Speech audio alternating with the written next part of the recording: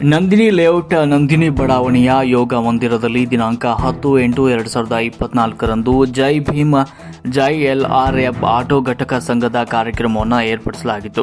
ಈ ಕಾರ್ಯಕ್ರಮದಲ್ಲಿ ಜಿಟಿ ಮುತ್ಯಾಲ ಅವರು ಮಾತನಾಡಿ, ಹಲವು ಶತಮಾನಗಳಿಂದ ಪರಿಶಿಷ್ಟ ಜಾತಿಯು ಹಿಂಸೆಯ ತುಳಿತಕ್ಕೆ ಒಳಗಾಗಿ ಅನೇಕ ನೋವು, ಕಷ್ಟ, ಕಾರ್ಪಣ್ಯಗಳಿಂದ ಜೀವನ ಸಾಗಿಸ್ತಾ ಇದ್ದು, ಸುಮಾರು 20ರಿಂದ 30 ವರ್ಷಗಳ ಸುದೀರ್ಘ ಹೋರಾಟ ಮತ್ತು ಪ್ರತಿಭಟನೆಗಳಿಂದ ರಾಜಕೀಯ ಪಕ್ಷಗಳ ಮೇಲಿನ ಒತ್ತಡದಿಂದ ಜನಸಂಖ್ಯಾ ಆಧಾರಿತವಾಗಿ ಪರಿಶಿಷ್ಟ ಜಾತಿಗೆ ಇರುವಂತಹ ಮೀಸಲಾತಿಯನ್ನು ಪರಿಶಿಷ್ಟ ಜಾತಿಗೆ ಸೇರುವ ಎಲ್ಲಾ ಜಾತಿಯ ಜನಾಂಗದ ಜನಸಂಖ್ಯೆ ಆಧಾರದ ಮೇಲೆ ವಿಂಗಡಣೆಯಾಗಿದ್ದು, ಇಂತಹ ವಿಂಗಡಣೆ ಆಧಾರದ ಮೇಲೆ ತೀರ್ಪು ಹೊರಹಾಕಿರುವ ಸುಪ್ರೀಂ ಕೋರ್ಟ್ನ ಆದೇಶವನ್ನು ಈಗಾಗಲೇ ತೆಲಂಗಾಣ ರಾಜ್ಯದ ಮುಖ್ಯಮಂತ್ರಿ ಆಗಿರುವ ರೇವಂತ್ ರೆಡ್ಡಿ ಮತ್ತು ಆಂಧ್ರಪ್ರದೇಶದ ಮುಖ್ಯಮಂತ್ರಿಗಳು ದೇಶದ ಇನ್ನಿತರ ಮುಖ್ಯಮಂತ್ರಿಗಳು ಸುಪ್ರೀಂ ಕೋರ್ಟ್ ಆದೇಶವನ್ನು ಪಾಲಿಸಿ ಜಾರಿಗೆ ತಂದಿರುವುದನ್ನು ಸ್ವಾಗತಿಸುತ್ತಾ, ಅದೇ ರೀತಿ ನಮ್ಮ ಕರ್ನಾಟಕ ರಾಜ್ಯದಲ್ಲೂ ಕೂಡ ಬಹುಬೇಗನೆ ಸುಪ್ರೀಂ ಕೋರ್ಟ್ ಕೊಟ್ಟಿರುವ ಆದೇಶವನ್ನು ಜಾರಿಗೆ ತಂದು ಅದನ್ನು ಅನುಸರಣೆ ತರಬೇಕು ಅಂತ ಮುಖ್ಯಮಂತ್ರಿಗಳಲ್ಲಿ ಮನವಿ ಮಾಡಿದರು.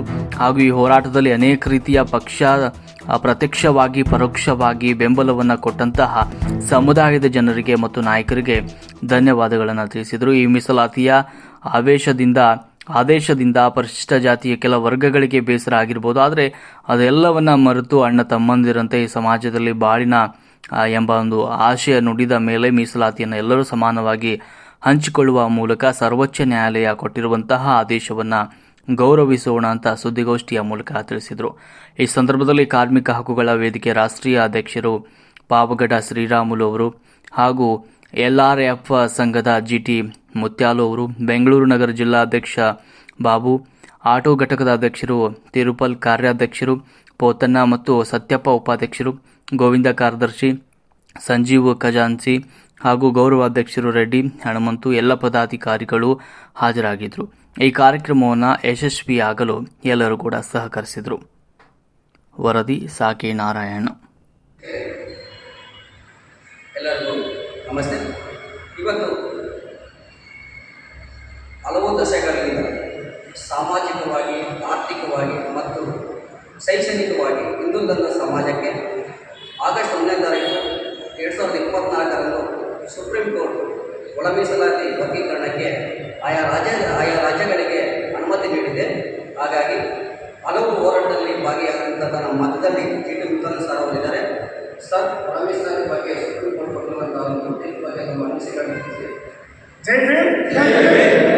ಏನು ಇವತ್ತು SC ವರ್ಗೀಕರಣ ಒಳ ಮೀಸಲಾತಿ ಬಗ್ಗೆ 3 ದಶಕಗಳಿಂದ ಹೋರಾಟ ಮಾಡಿರ್ತಕ್ಕಂಥ ನಮ್ಮ ಸಮುದಾಯ ಮುಖಂಡರುಗಳಿಗೆ ಇವತ್ತು ನಮ್ಮ ಎಲ್ಲರ ಸಂಘದ ಪರವಾಗಿ ಅವರಿಗೆ ಸ್ವಾಗತವನ್ನು ಬಯಸುತ್ತೇವೆ.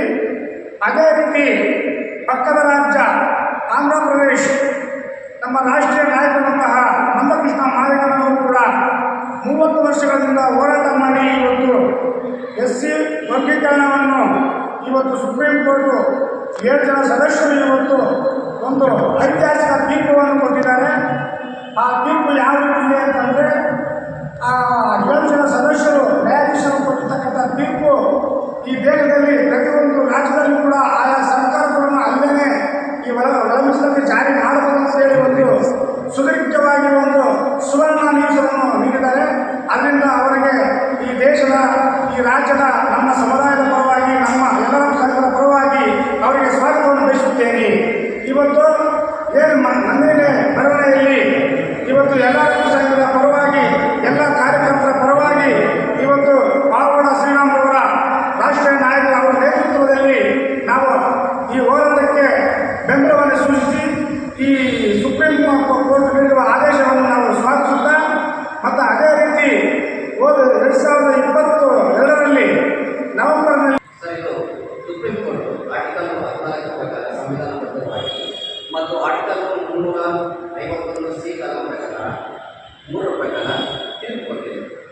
ಎಲ್ಲರೂ ಒಳ ಮೀಸಲಾತಿ ಉಪ ವರ್ಗೀಕರಣ ನಡೆಯಲಿದೆ.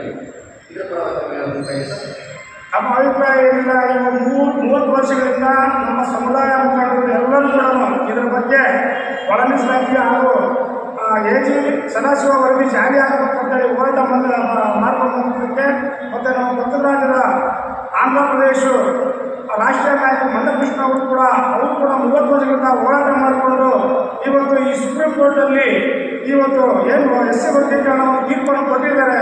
ಅದರಿಂದ ನಮ್ಮ ಎಲ್ಲ ರಾಜ್ಯಗಳಲ್ಲೂ ಕರ್ನಾಟಕದಲ್ಲೂ ಕೂಡ ಇವತ್ತು ನಮ್ಮ ಯೋಜಿಸುವ ಸದಸ್ಯ ವರದಿ ಆಯೋಗವನ್ನು ಜಾರಿ ಮಾಡಬೇಕಂತೇಳಿ ನಮ್ಮ ಈ ರಾಷ್ಟ್ರೀಯ ನಾಯಕ ಪ್ರವಾಸ ನೇತೃತ್ವದಲ್ಲಿ ಈ ಸಂಘದ ಪರವಾಗಿ ನಾವು ಒತ್ತಾಯವನ್ನು ಮಾಡುತ್ತಿದ್ದೇವೆ.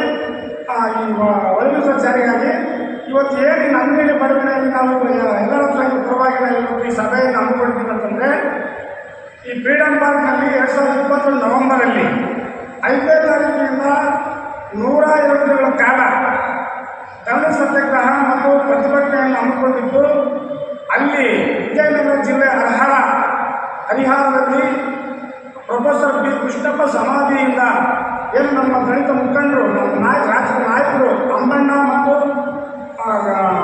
ಕರಿಯಪ್ಪ ಗುಡಿಮಣಿ ಸಾರ್ ಅವರಿಬ್ಬರು ಸೇರಿ ಅವ್ರ ಟೀಮ್ ಸೇರಿಕೊಂಡು ಅಲ್ಲಿಂದ 1 ತಿಂಗಳ ಕಾಲ ಪಾದಯಾತ್ರೆ ಮಾಡಿಕೊಂಡು ಏನಿದೆ ಎ ಜಿ ಸದಾಶಿವ ಆಯೋಗವನ್ನು ಜಾರಿ ಆಗಬೇಕು ಅಂತೇಳಿ ಅವರು ಪಾದಯಾತ್ರೆ ಬಂದಾಗ ನಮ್ಮ ಯಲ್ಲಾರಪ್ಪ ಸಂಘದ ಪರವಾಗಿ ಶ್ರೀರಾಮ್ರವರ ರಾಷ್ಟ್ರೀಯ ನಾಯಕ ಶ್ರೀರಾಮ್ ಸಾರ್ ಅವರ ಆದೇಶದ ಮೇರೆಗೆ ಅವ್ರನ್ನ ಚಾಲಹಳ್ಳಿ ಕ್ರಾಸು ಮತ್ತು ಗುರುಗುಂಟೆಪಾಳ್ಯ ಮಾರ್ಗದಲ್ಲಿ ಅವ್ರನ್ನ ನಂದಿನಿ ಬರವಣಿಗೆ ಬರಮಾಡಿಕೊಂಡು ನಮ್ಮ ಸಂಘದ ಪರವಾಗಿ ಅವರಿಗೆ ಸನ್ಮಾನ ಮಾಡಿ ಅವರಿಗೆ ಇಲ್ಲೇ ಒಂದು ರಾತ್ರಿಯನ್ನು ಇಲ್ಲೇ ಇರಲಿಕ್ಕೆ ನಾವು ವ್ಯವಸ್ಥೆ ಮಾಡಿ ಬೆಳಗ್ಗೆ ಅವತ್ತು ಡಿಸೆಂಬರ್ 10ನೇ ತಾರೀಕು ಅವರಿಗೆ ಬಂದಿದ್ದು ಪಾದಯಾತ್ರೆ 10ನೇ ತಾರೀಕು ರಾತ್ರಿಯಲ್ಲಿ ನಾವು ವ್ಯವಸ್ಥೆ ಮಾಡಿ 11ನೇ ತಾರೀಕು ಅವರು ಬೃಹತ್ ಪ್ರತಿಭಟನೆ ಫ್ರೀಡಮ್ ಪಾರ್ಕ್ನಲ್ಲಿ ಇಡೀ ಕರ್ನಾಟಕ ರಾಜ್ಯದ ಎಲ್ಲ ಮೂಲೆಗಳಿಂದಲೂ ನಮ್ಮ ಎಲ್ಲ ಸಂಘದ ಮುಖಂಡರುಗಳು ಎಲ್ಲ ದೊಡ್ಡ ಪ್ರತಿಭಟನೆಯನ್ನು ಹಮ್ಮಿಕೊಂಡಿದ್ರು.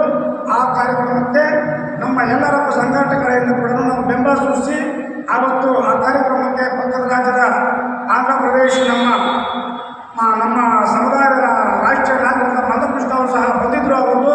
ಅವ್ರ ಜೊತೆಗೆ ನಾವು ಪಾವಡ ಶ್ರೀರಾಮ್ ಸಾರ್ ಅವರು ಕೂಡ ಒಳ್ಳೆಯ ಅದ್ಭುತವಾದ ಭಾಷೆಯನ್ನು ಮಾಡಿದ್ರು. ಇವರಿಬ್ಬರು ಕೂಡ ನಾಯಕರು ಏನು ರಾಷ್ಟ್ರೀಯ ನಾಯಕರು ಮಂದಕೃಷ್ಣ ಅನ್ನೋರು ಕೂಡ ಒಲಿಂಪಿಕ್ಸ್ ಬಗ್ಗೆ ಮಾತಾಡಿದ್ರು. ಅವತ್ತು ಪಾವಡ ಶ್ರೀರಾಮ್ ಅವರು ಕೂಡ ಅದೇ ಸಮಾನವಾಗಿ ಅವರು ಮಾತಾಡಿದ್ರು.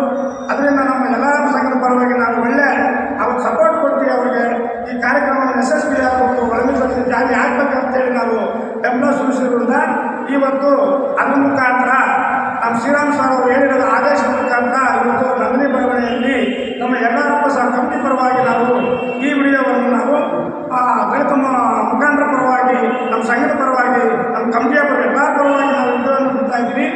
ಏನು ನಮ್ಮ ಒಳ ಮೀಸಲಾತಿ ಜಾರಿ ಆಗಬೇಕಂತೇಳಿ ಈಗ ಕಾಂಗ್ರೆಸ್ ಸರ್ಕಾರ ಏನಿದೆ, ಸನ್ಮಾನ ಸಿದ್ದರಾಮಯ್ಯ ಮುಖ್ಯಮಂತ್ರಿ ಏನಿದ್ದಾರೆ ಅವರಿಗೆ ಒತ್ತಡ ಹಾಕಿ ಆದಷ್ಟು ಬೇಗ ಸುಪ್ರೀಂ ಕೋರ್ಟ್ ಆದೇಶನ ಕೊಟ್ಟಿದೆ. ಆಯಾ ರಾಜ್ಯದಲ್ಲಿ ಒಳ ಮೀಸಲಾತಿ ಜಾರಿ ಮಾಡಬಹುದು ಅಂತ ಹೇಳಿ ಆದೇಶದಲ್ಲಿ ತಿಳಿಸಿದ್ದಾರೆ. ಅದರಿಂದ ನಾವು ಇವತ್ತು ಸರ್ಕಾರಕ್ಕೆ ನಾವು ಒತ್ತಡ ಮಾಡ್ತಾ ನಾವು ಹೋರಾಟವನ್ನು ಮಾಡ್ತಾ ನಾವು ಇವತ್ತು ಈ ವಿಡಿಯೋವನ್ನು ಬಿಡ್ತಾ ಇದ್ವಿ. ಅದರಿಂದ ಎಲ್ಲರಿಗೂ ನಮ್ಮ ಕರ್ನಾಟಕ ರಾಜ್ಯದ ಮುಖಂಡರು, ದಲಿತ ಮುಖಂಡರು, ಎಲ್ಲ ಸಂಘ ಸಂಸ್ಥೆಗಳು, ಅಧ್ಯಕ್ಷರು, ಉಪಾಧ್ಯಕ್ಷರು, ನಮ್ಮ ಯಲ್ಲಾರಪ್ಪ ಸಂಘದ ರಾಷ್ಟ್ರೀಯ ಅಧ್ಯಕ್ಷ ಶ್ರೀ ಪವಾಡ ಶ್ರೀರಾಮ್ ಅವರು, ನಮ್ಮ ಬೆಂಗಳೂರು ಕಮಿಟಿ, ನಮ್ಮ ಯಲ್ಲಾರಪ್ಪ ಕಮಿಟಿಯ ಎಲ್ಲ ಪದಾಧಿಕಾರಿಗಳನ್ನು ವಂದಿಸಿ ನನ್ನ ಮಾತನ್ನು ಮುಗಿಸ್ತಾ ಇದ್ದೀನಿ. ನನ್ನ ಹೆಸರು ಚಿಕ್ಕಿ ಮುಖ್ಯ. ಜೈ ಭೀಮ್, ಜೈ ಭೀಮ್, ಜೈ ಭೀಮ್, ಜೈ ಭೀಮ್.